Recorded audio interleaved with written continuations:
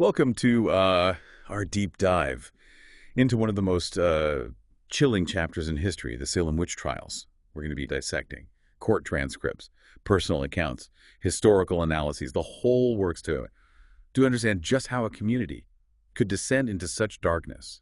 So picture this, it's 1692, Salem, Massachusetts. Fear and paranoia are spreading like wildfire. Yeah, it's really crucial to understand the Puritans' worldview. If you want to grasp the intensity of this witch hunt, they saw the devil lurking everywhere, misfortune, illness, all signs of demonic influence.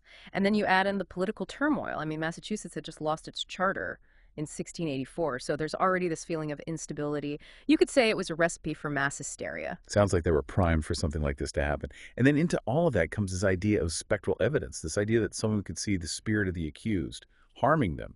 I mean, can you imagine a world where your dreams or your nightmares could be used against you in court? I mean, how could you even begin to defend yourself? It was a terrifying prospect, and it played right into those anxieties that were already there.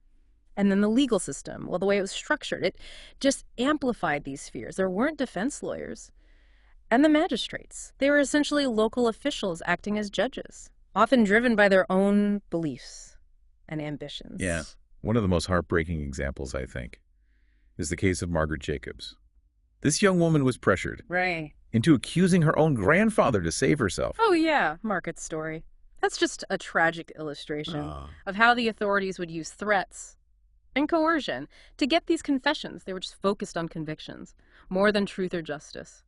Just imagine the pressure on someone like Margaret, barely an adult, facing prison, maybe even death. It's no wonder that these false accusations were running rampant. And then the conditions in that Boston jail. I mean, it was appalling. It was overcrowded, filthy, and you actually got charged for your stay. So it's just another layer of pressure on the accused. Absolutely. It's important to understand that there were two traditional ways to convict someone of witchcraft: confession, or an eyewitness, seeing black magic, spectral evidence.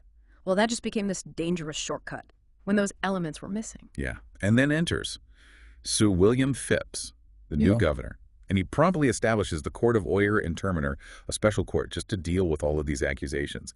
But what's really interesting is Phipps himself had a background that might have made him sensitive to these accusations. He was a treasure hunter, and in those days, that was often associated with the occult. Yeah, it makes you wonder how much his past influenced his actions. And then you have Deputy Governor William Stoughton. He was the chief judge of this new court, and he was a fervent believer in spectral evidence. He just seemed determined to root out witchcraft by any means necessary. A recipe for disaster. Yeah. And even within the Puritan community, you had different opinions about how to handle these accusations. Cotton Mather, that well-known minister, he cautioned against relying solely on spectral evidence. Yeah, but his advice was a little ambiguous. While he warned against relying solely on spectral evidence, he also said God would protect the innocent. So it left a lot of room for interpretation, and unfortunately it didn't do a lot to curb those accusations. It's just a chilling reminder of how easy it is for good intentions to be twisted, especially in a climate of fear. And so the first person to be tried was Bridget Bishop, a woman who was already known for being outspoken and for her unconventional behavior. And the charges against her, I mean, they were bizarre. Accusations of her spirit pinching people or making them mimic her movements. They even said that she had a witch's teat on her body as evidence. It all sounds ludicrous to us now, but back then it was enough to seal her fate.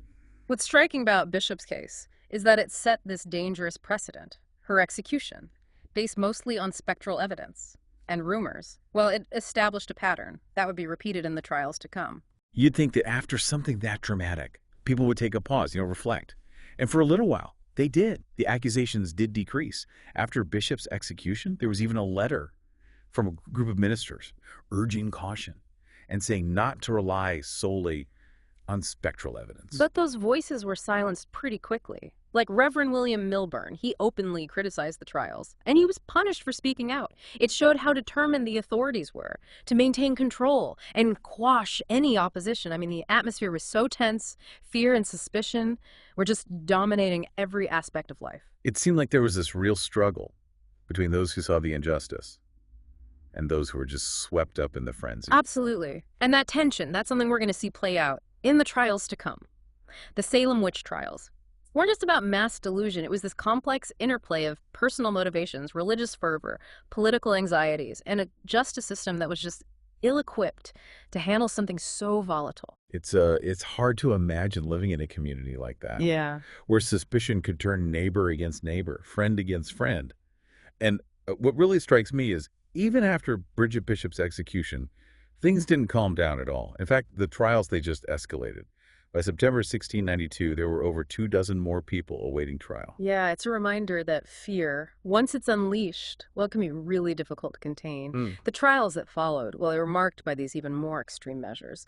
One case that stands out is Giles Corey. He was an 80-year-old farmer, and he refused to plead guilty or not guilty. He knew that if they found him guilty, they would take his property. So even if he was innocent, he could lose everything. That's terrifying. Yeah, that was the reality of it, the system. It was rigged against the accused. So Corey, he was trying to protect his family, their inheritance, and he chose to stay mute. It was this act of defiance, but it ultimately led to his death. What happened? Well, the court, they were frustrated because he wouldn't cooperate, and they resorted to this brutal form of torture. It's called peine forte et dure, and they basically crushed him to death with heavy stones. Oh my gosh. That's horrific. I can't even imagine that agony. It's a testament to his strength and his determination to protect his family, even in the face of that kind of cruelty. Yeah. Corey's death, that was a turning point, shocked a lot of people, even those who had supported the trials up to that point. And it really forced them to look at what was happening and question whether this was really justice. Sometimes it takes something truly shocking to shake people out of complacency, make them see what's really going on. Did Corey's death lead to any real change? Yes, actually, Corey's death. Along with this unease that was growing about spectral evidence, it started to shift public opinion, and people began to question the court, their methods, and the validity of the accusations. So were there any other factors that contributed to that shift? One key thing was the publication of cases of conscience concerning evil spirits. By Increase Mather, he was a very influential minister, Cotton Mather's father. Oh, yeah, I remember reading about that. He was skeptical about spectral evidence. Yes, he argued that the devil could deceive people, make them see things that weren't there. And Mather's writing carried a lot of weight, and it had this significant impact on how people saw the trials. So even within the church, there was this growing sense of doubt. Absolutely. And that doubt, it was made even stronger by the fact that many of the people being accused, well, they were coming from more prominent families. So the trials, they weren't just targeting the poor and marginalized anymore. They were reaching into the heart of the community, and that was threatening the social order. It's interesting how quickly things can change when the powerful were threatened. It seems like that was the beginning of the end for the Salem witch trials. You're right. When the elite started to question the trials, it opened the door for change. In October 1692, Governor Phipps finally intervened. He dissolved the Court of Oyer and Terminer, and he replaced it with a superior court. And this new court was told to exclude spectral evidence. Wow, that's a major step. It sounds like things were finally starting to calm down. It was a crucial turning point. But the trials didn't completely end right away. The superior court kept hearing cases. But the emphasis shifted to due process and tangible evidence. And many of those who were still in prison were acquitted or released. That must have been such a relief Yeah. for those who had been accused and imprisoned unjustly. But what about the damage that had already been done? How did the community deal with all of that trauma? The healing process was long and painful. Families had been torn apart, lives were lost, and the community, well, it was really divided. In 1697, the Massachusetts General Court declared a day of fasting and soul-searching for what happened during those trials. So it sounds like this collective attempt to come to terms with what happened, acknowledge the pain and the suffering that had been inflicted. It must have been so difficult for everyone. Yeah, it was a step towards reconciliation. But the scars from the Salem witch trials, well, they would linger for generations. Makes you wonder how people could ever really move on Yeah. from something so horrific. Did anyone involved in the trials express remorse Yeah. for their actions? Yeah, there were some notable instances Yeah? of remorse and attempts at making amends. Some of the accusers, years later, Yeah. recanted their testimonies, and they apologized for the harm they had caused. And some of the judges and the magistrates who had been involved in the trials, they also expressed regret for what they had done. Wow. It's fascinating how when the fear subsided, Mm-hmm. people were able to confront their actions and try to find redemption. Is there a particular story that stands out to you? Well, one of the most powerful examples is Judge Samuel Sewall. In 1697, 5 years after the trials, he stood up in church and publicly confessed what he called his sin in condemning the accused. He asked for forgiveness from God, from the community. And he said he would spend the rest of his life trying to make amends for what he had done. That's powerful. To admit to such a grave mistake so publicly, it really says a lot about his character, and it reminds us that even those in authority are capable of making huge errors in judgment. Sewell's confession, it's really a testament to the human capacity for self-reflection and the possibility of redemption. Even after committing these grave injustices, the Salem witch trials, well, they forced the Puritan community to confront some really fundamental questions about their beliefs, their legal system, and ultimately about their own humanity. It's a reminder that history is full of complexities and contradictions. And even in those darkest times, there are glimmers of hope and the possibility of redemption.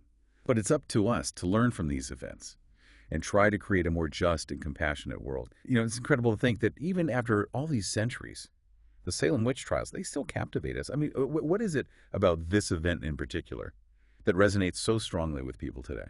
I think the Salem witch trials, they hold up this dark mirror to human nature. They reflect our capacity for fear, for suspicion, for cruelty. It's this stark reminder that even in a society that's founded on these principles of reason and justice, those principles, they can be so fragile. You know, they can be shattered so easily when fear takes over. It is a sobering thought. I mean, we often think of ourselves as so much more enlightened than our ancestors. But are we really that different?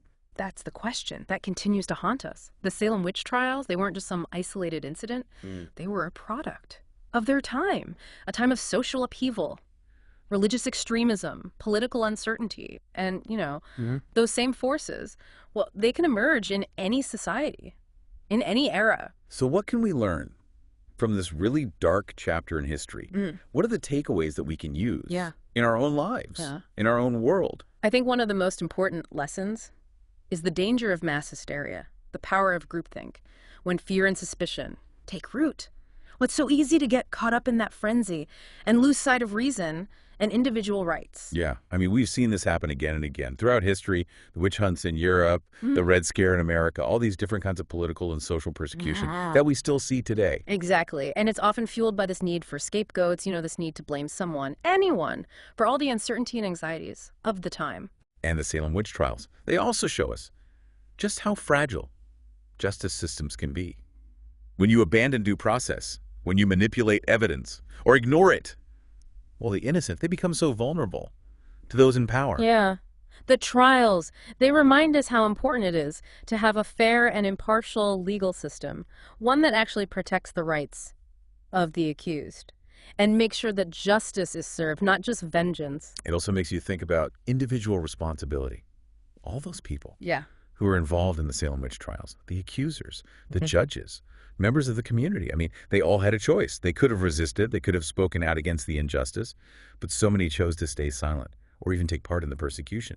It's a hard truth, but it's important to remember that we all have this responsibility to stand up for what's right, to challenge injustice, to protect those who are vulnerable. You know, staying silent when you see something wrong, it can be just as damaging as actually taking part. The Salem witch trials may have happened centuries ago, but the things we learn from them, they still matter. They shape how we understand human nature, the fragility of justice, and how important vigilance is in safeguarding our freedoms. And it reminds us that the fight for justice, the fight for reason, it's never really over. It's this constant struggle against fear, against ignorance, against intolerance. And that struggle, it requires courage, it requires critical thinking, and it requires that willingness to speak truth to power. So as we wrap up our deep dive into the Salem witch trials, let's remember the victims of this tragedy and honor their memory by committing ourselves to pursuing justice, truth, and compassion in our own time. Thanks for joining us on this journey into one of history's most haunting chapters.